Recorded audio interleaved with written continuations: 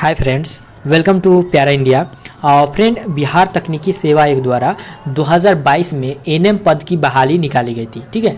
मगर फिर से 2023 में इस बहाली में फॉर्म भरने का मौका दे दिया गया है। यानी जो भी बच्ची, ये क्या है, महिलाएं सिर्फ एएनएम कोर्स करती हैं, तो जो भी महिलाएं एएनएम कोर्स किए हुए हैं और इस भर्ती में शामिल होना चाहती हैं और 2022 में उनको फॉर्म फिलअप करने का मौका नहीं मिला, तो फिर से वो मौका मिला है 2023 में। आप लोग फॉर्म फिलअप करके इस भर्ती में शामिल हो सकते हैं, क्योंकि इसमें 10,709 सीटों पर बहाली होने वाली है। बहुत अच्छा खासा पद है। और सैलरी की बात करें तो 2400 ग्रेड पे पर ये बहाली है, यानी कि आपका स्टार्टिंग सैलरी 30,000 से होने वाली है।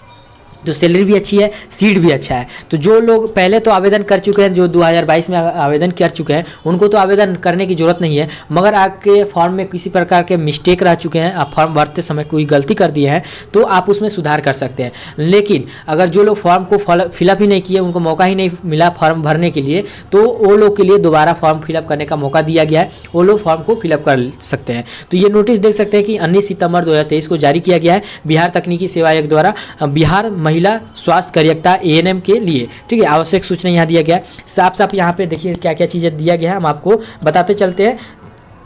तो पहला बात यहाँ पर दिया गया है कि 15 सितंबर 2022 तक अंतिम डेट था फॉर्म फिलअप करने के लिए, मगर फिर से दोबारा यहाँ मौका दिया गया है, जो कि हम आगे वीडियो में बताएंगे कब से कब तक डेट है। यहाँ पहले नियमावली जो था फॉर्म भरने का, चयन प्रक्रिया का, वो था 2018 से, ठीक है। तो 2018 के चयन प्रक्रिया का नियमावली ये था कि जो एएनएम भर्ती है उसमें क्या होगा कि मेरिट लिस्ट के आधार पर भर्ती होगी। यानी कि जो आपका मार्क्स है एएनएम के कोर्स में और मैट्रिक इंटर में, उसके मार्क्स के आधार पर आपका एक्सपीरियंस हो गया, डिग्री हो गया, उसके आधार पर आपका जो मार्क्स होंगे मेरिट लिस्ट तैयार किया जाएगा और आपका भर्ती होगा। मगर अब जो नया नियमावली बनाया गया है 2023 में, उस नियमावली के आधार पर अब क्या हो गया है, कंप्यूटर बेस्ड एग्जाम होगा। अब एग्जाम में जो आपके मार्क्स आएंगे, फिर आपका एक्सपीरियंस जो होगा और जो आपका डिग्री होंगे, उसके आधार पर नंबर मिलेंगे और उसके बाद आपका मेरिट लिस्ट तैयार किया जाएगा। उसके बाद आपका काउंसलिंग में बुलाया जाएगा और उसके बाद आपकी भर्ती होगी। तो ये नया नियम चेंज किया गया है। इसी वजह से, नियम के चेंजिंग की वजह से फिर से दोबारा बच्चों को फॉर्म फिलअप करने का भी मौका दिया गया है। तो यहाँ पे जो भी बातें दिया गया है देख सकते हैं।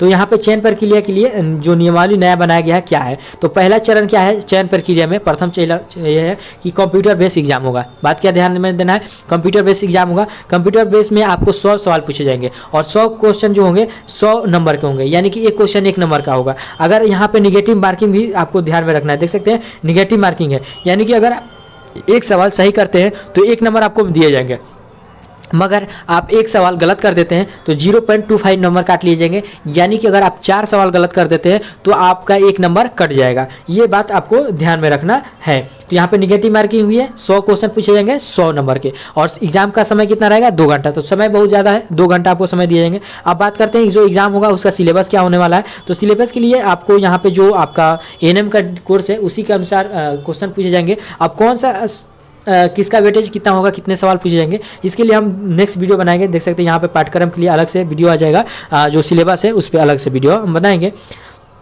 और यहाँ पे एक बात और दिया गया है कि जो आपका परीक्षा होगा हिंदी और इंग्लिश दोनों में होगा। यानी जो बच्चे एएनएम कोर्सेज जो होते हैं हिंदी में भी कराया जाता है, तो जो लोग हिंदी में फॉर्म को फिलअप करेंगे, हिंदी में पढ़े हुए हैं, तो हिंदी में भी एग्जाम दे सकते हैं। और जो लोग इंग्लिश में पढ़े हैं तो अंग्रेजी में पेपर दे सकते हैं। तो यहाँ पे सारा क्लियर हो गया। और एक बात ध्यान में रखना है कि आपका जो फॉर्म फिलअप होगा, बहुत ज़्यादा बच्चे फॉर्म फिलअप किए हैं, तो कंप्यूटर बेस्ड जो एग्जाम होगा वो सब हो सकता है कि 2-3 शिफ्टों में हो। तो 2-3 शिफ्ट में होंगे तो नॉर्मलाइजेशन के आधार पर फॉर्म आपको नंबर दिए जाएंगे। तो यहाँ पे आपको सारा पहले ही बात को क्लियर कर दिया गया है सूचना के आधार पर, कि बाद में बच्चे हंगामा नहीं करें। और यहाँ पे एक और नियम दिया गया है कि जैसे कि एग्जाम दीजिएगा तो आपका एक मिनिमम नंबर लाना होगा, कि अगर आप इतना नंबर लाइएगा तभी आप पास होइएगा। अगर इससे कम नंबर आपको रहेगा तो फेल हो जाइएगा। और ज़्यादा से ज़्यादा जितना भी लाए अच्छा है, मगर मिनिमम लाना होगा। जैसे कि जनरल वर्ग से आते हैं तो आपको 40% अंक लाने होंगे, ठीक है। जो 100 नंबर का एग्जाम होगा उसमें 40 नंबर आपको लाना ही होगा, ये आपको ध्यान में रखना है। और पिछड़ा वर्ग से ले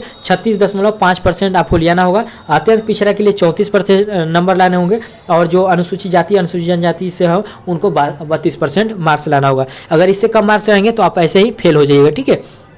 और इसके ऊपर नंबर आपका होना चाहिए। जैसे होता है ना कि वोट देने के लिए 18 वर्ष आपको अनिवार्य है। 18 वर्ष से अगर नीचे के हैं तो आप वोट नहीं दे सकते हैं, और उसके अधिकतम जितना भी एज के हैं आप फॉर्म को वोट दे सकते हैं। तो इसी प्रकार से यहाँ पे एक न्यूनतम बता दिया गया, इससे कम नंबर रहेगा तो आप शामिल नहीं हो गया, इससे ज़्यादा जितना भी रहेगा वो आपके लिए उतना ही अच्छा है। तो यहाँ पे देखिए, तो पहला आपका हो गया कि आपका एग्जाम हो गया। अब पहला एग्जाम हो गया पहला चरण में। अब दूसरा चरण देखिए यहाँ पे क्या दिया गया है, दूसरा चरण में आपका मेरिट लिस्ट तैयार किया जाएगा, यानी कि जो आपका मार्क्स मिला है एग्जाम में, देखिए यहाँ पे दिया गया है प्रतियोगिता परीक्षा में जो नंबर मिलेंगे उसके आधार पर 60 नंबर दिए जाएंगे। यहाँ पे नीचे देखिएगा दिया गया है एक चीज़ कि जैसे कि मान लीजिए कि आपका एग्जाम में 50 नंबर मिला, ठीक है, 50% अंक मिला, तो 50% में क्या किया जाएगा 0.6 से गुना करेगा, जितना भी आपका अंक मिलेगा उसमें 0.6 से गुना किया जाएगा और जो भी आएगा उसको वही नंबर आपको दिए जाएंगे। तो 50% मान लीजिए आपका अंक है तो 0.6 से गुना कीजिए तो कितना अंक मिल रहा है, 30 अंक मिल रहा है। तो इसी प्रकार से आपको नंबर दिया जाएगा, अधिकतम आपको 60 नंबर में मिल सकता है।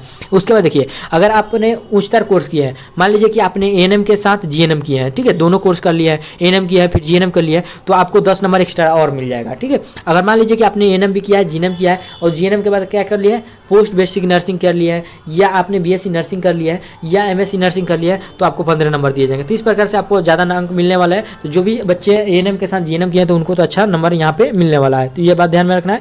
और उसके बाद एक्सपीरियंस के लिए बोला गया है, तो जो भी आप बच्चे संविधा पर कार्य किए हैं सरकारी जगहों पे, सरकारी अस्पतालों में, तो उनके कार्य अनुभव के लिए 1 साल के लिए 5 अंक दिए जाएंगे और अधिकतम यहाँ पे 5 साल के लिए दिया जाएगा, यानी 5 साल आप कार्य अनुभव है तो 25 अंक आपको दिए जाने वाले हैं। यहाँ पे सारा क्लियर कर दिया गया है। तो इस प्रकार से 100 नंबर हो रहा है और इसमें ही आपको जो भी नंबर आएगा उसके आधार पर मेरिट लिस्ट तैयार किया जाएगा और आपको काउंसलिंग के लिए बुलाया जाएगा। तो यही सारी बातें यहाँ पे दिया गया है। अब देखिए कार्य अनुभव के लिए और एक बात बताया गया कि कार्य अनुभव के लिए आपको 2/8/2022 तक का ही कार्य अनुभव का मांग किया गया है, यानी कि 2 अगस्त 2022 तक का ही कार्य अनुभव आपको लिया जाएगा। इसके बाद का अगर कार्य अनुभव होगा तो आपको नहीं लिया जाएगा, ठीक है। 2023 में अगर किया है या 2022 के अगस्त 22 के बाद का आपका कार्य अनुभव है तो आपका मान्य नहीं होगा, यहाँ पे साफ कर दिया गया है। और कार्य अनुभव के लिए अलग से एक फॉर्म को जारी किया गया है बीसीसी के बीटीएससी के द्वारा। उस फॉर्म को डाउनलोड करके फिलअप करके आपको डालना होगा कार्य अनुभव के लिए, तभी आपको कार्य अनुभव का मान्य होगा। तो ये बात ध्यान में रखना होगा। उसके बाद यहाँ पे और भी बातें कुछ दिए गए हैं, जैसे कि आपका फॉर्म फिलअप देखिए, तो जो बच्चे पहले फॉर्म फिलअप कर चुके हैं यहाँ पे साफ कर दिया गया है, जो पूर्व में आवेदन कर चुके हैं उनको पूरा आवेदन करने की आवश्यकता नहीं है। अगर दोबारा आवेदन करते हैं तो जो पहले से आवेदन है वो भी निरस्त कर दिया जाएगा, रद्द कर दिया जाएगा, और जो नया आवेदन रहेगा उसको भी रद्द कर दिया जाएगा, दोनों को रद्द कर दिया जाएगा। तो यहाँ पे ध्यान देना है। और जो पहली बार फॉर्म भरेंगे उनके लिए डेट रखा गया है 22 सितंबर 2023 से लेकर 6 अक्टूबर 2023 तक आप फॉर्म को फिलअप कर सकते हैं। यहाँ पे साफ क्लियर कर दिया गया। अब देखिए अब बात रही कि जैसे कि एएनएम या जीएनएम जो भी आपने कोर्सेज किया है तो कब तक का आपका डिग्री मान होना चाहिए, ठीक है। तो अगर आपका डिग्री जो है 1/9/2022 यानी कि 1/9/2022 तक का अगर आपका डिग्री है तभी मान होगा। इसके बाद का अगर डिग्री है तो आप फिर फॉर्म फिलअप नहीं कर सकते। मान लीजिए कि 1/9/2022 के पहले आपने एएनएम कर लिया है मगर जीएनएम आपका 1/9/2022 के बाद का डिग्री है तो आपका मान्य नहीं रहेगा जीएनएम वाला, एएनएम वाला मान रहेगा, ठीक है। अगर बीएससी नर्सिंग किया है या जो भी इसके बाद किया है तो वो मान नहीं रहेगा। तो जो भी आपके पास डिग्री है 1/9/2022 के पहले का निर्गत होना चाहिए, ये बात आपको ध्यान में रखना है। और कार्य अनुभव जो है आपका कब तक का होना चाहिए, कार्य अनुभव के लिए यहाँ पे दिया गया था कि कार्य अनुभव जो है आपका 2/8/2022 तक का होना चाहिए, ठीक है। इसके पहले का नहीं। निर्गत की बात करें तो 6/10/2023 तक आप निर्गत करा सकते हैं, ठीक है, मगर कार्य अनुभव यहाँ पर इतना ही दिन का होगा। तो यहाँ पे जो भी इंपॉर्टेंट बातें थी हम आपको बता दिए हैं। वीडियो कैसा लगा, अच्छा लगा तो लाइक करें, अपने दोस्तों को शेयर करें, और फिर भी किसी तरह के आपको डाउट रहते हैं तो कमेंट करके पूछ सकते हैं, हम आपको जानकारी होगी तो रिप्लाई देने की जरूर कोशिश करेंगे। और टेलीग्राम और इंस्टाग्राम का लिंक आपको डिस्क्रिप्शन बॉक्स में मिल जाएगा, वहाँ से भी फॉलो करके हमसे बातें कर सकते हैं और जो भी आपके डाउट है तो क्लियर कर सकते हैं। तो फ्रेंड वीडियो में बस इतना ही। वीडियो अच्छी लगे तो लाइक करें, अपने दोस्तों को शेयर करें। Thank you.